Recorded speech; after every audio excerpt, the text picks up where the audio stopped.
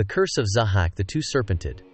In the shadowed courts of ancient Persia, Zahhak was once a noble prince, until the day the dark sorcerer Ahriman came disguised as a physician. With honeyed words he kissed Zahhak's shoulders, and from those cursed spots sprang two ravenous serpents, black as midnight, their eyes gleaming like poisoned jewels. No blade could cut them, no charm could remove them, and as they grew, so too did Zahhak's hunger for power. The palace physicians wept, for they knew this was no natural affliction, but the mark of a king who had bargained with darkness.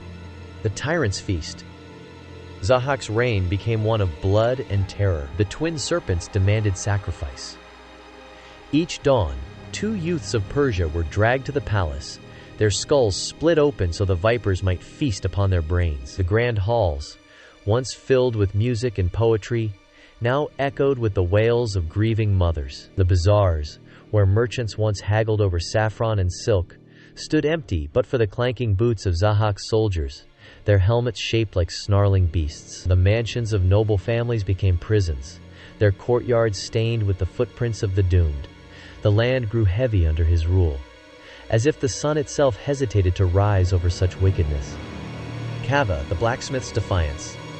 Then came Kaveh, a blacksmith whose hands had forged 1,000 plows, now clenched into fists of fury. His last son had been taken for the serpent's feast, and grief hardened into resolve. With his leather apron stained with soot and sweat, tied to a spear, he marched through the ruined bazaars, past the crumbling mansions where Zahhak's spies once lurked. The people, their backs bent under tyranny, saw his banner and remembered their stolen courage. Farmers grabbed scythes, shepherds seized staves, and even some of Zahhak's own soldiers, sickened by the slaughter, turned their blades against their master. The final confrontation.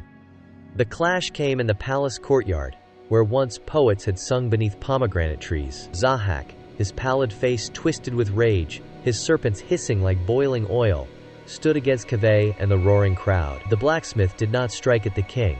Instead, he shattered the iron gates that had locked the people out. The sound rang across Persia, a knell of breaking chains. Zahhak's serpents thrashed, their forked tongues tasting fear for the first time. The nobles who had cowered now rose, the soldiers who had obeyed now rebelled, and the two-serpented king, abandoned even by his demons, fell. The prison beneath Damavand. They dragged Zahhak to Mount Damavand, where the earth's fire still churns.